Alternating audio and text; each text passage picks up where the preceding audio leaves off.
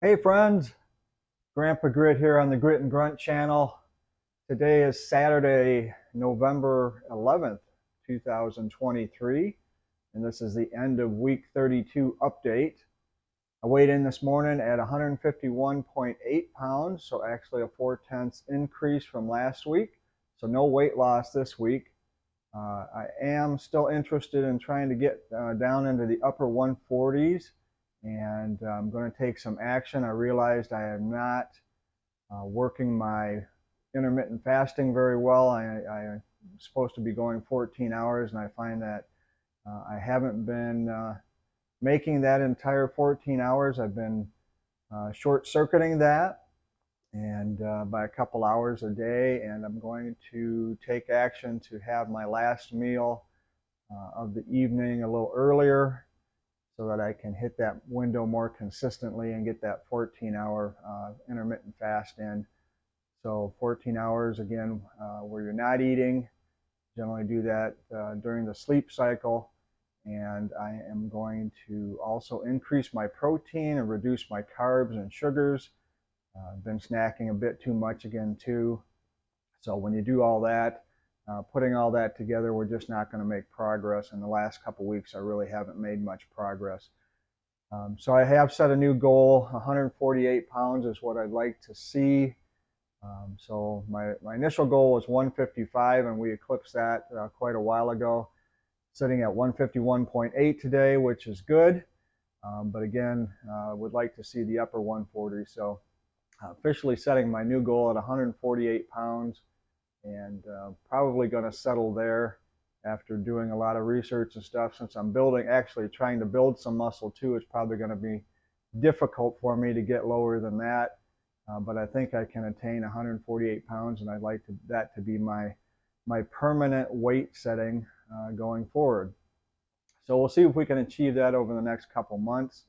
Again, I'm going to, reinvigorate that intermittent fasting and reduce the snacking just a bit more, go to a little bit higher protein content. My carbs and everything seem to be okay. Otherwise, it's just the sugar snacking, and again, that window has just been diminishing on that 14 hours. So I'm going to work to get that back and be more strict in that regard. Otherwise, I did have a good week. I did my Bowflex all 5 days this week. Today, I haven't done the Bowflex yet, but I'm going to do that right after the video here. I did want to address, I had a viewer question from the last video about the Bowflex and about the bench in particular. The viewer asked if I was noticing any side-to-side rocking motion when I was sitting on the bench doing the shoulder presses.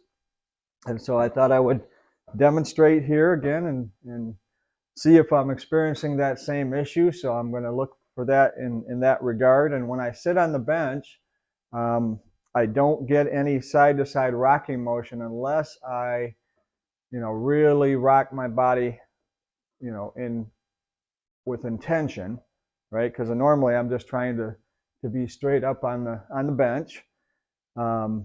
So yes, I can make the bench rock from side to side if I force it, but generally no, I don't experience that rocking motion when I'm doing my exercises. But I am sitting squarely in the middle of the bench. If I do get off to the side a little bit, yes, the bench will move and rock from side to side, left to right, as they described it. So I did a little bit more investigation, and if you take the bench off and you look here, you'll see that you've got a plastic protrusion here that goes around the bench rail, and it's got a flat pad, and it's got a little bit of a boss built up on it right there that should be flat. And of course your rail here should be flat as well, and I can see some wear spots where it's been resting. There's 2 wear spots right on the rail where it has been resting, and it looks like it's been resting squarely there. So I would say if there's like 2 little witness marks right on each end of the rail, on each side of the rail, and there is a line that goes down the middle of the rail. So these are about midway between the line and the end of the rail, the side of the rail. I also have a wear spot I can see on the rail itself. So there is some wear and tear occurring. I'm going to go ahead and put this back on. But when you engage that, you put the bench into the hinges of the rolling bench part, and then you put the flat bench down. It should be square, and you shouldn't really have any rocking motion at that point. Again, yes, if I force it, I get rocking motion. But if I'm sitting on it squarely in the middle, I am not. Now the motion that I do get that bothers me is if I sit back all the way back on the bench, I do get what I call a little teeter-totter motion.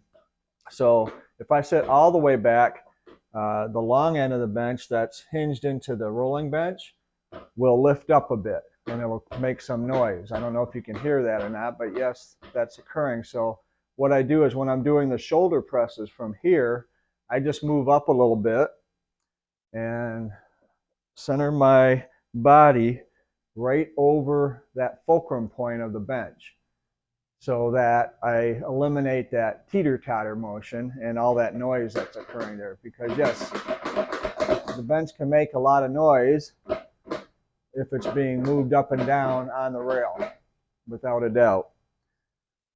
But I have to say that no, I haven't experienced that.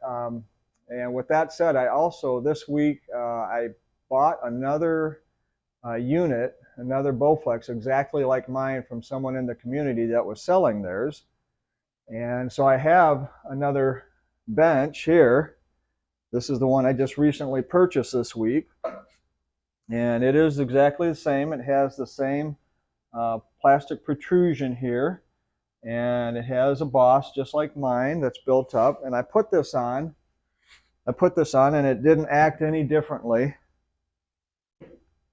than the one I have. Everything was fine. It felt exactly the same. So I wasn't getting that back and forth rocking motion. So I guess what I would do, suggest to the viewer that if you pull this off, make sure that this boss is flat. You don't have anything protruding there. And also make sure you have these witness marks and that there's nothing protruding from the rail itself. I don't know if that was something you could potentially remove, file off, or some way get rid of that. But yeah, I'd have to say no. I'm just not getting that side-to-side motion unless I'm just absolutely forcing it. So I hope that helps, and I think that's interesting that the viewer is experiencing something like that because I really haven't had that problem with the bench at all the time I've been using it. The bench does make some noise. There's no doubt about it. If when you're moving around, doing your various exercises, because it does have some slop in it.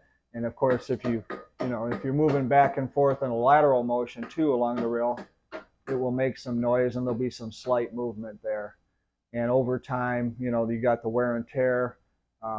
You've got where the pin goes into the rail and holds it in certain positions, and that starts to wear over time too. So I'm noticing just a little more wear, a little more slop in that. And so yes, I'm getting some bench noise during various exercises, but it really hasn't been a hindrance to this point.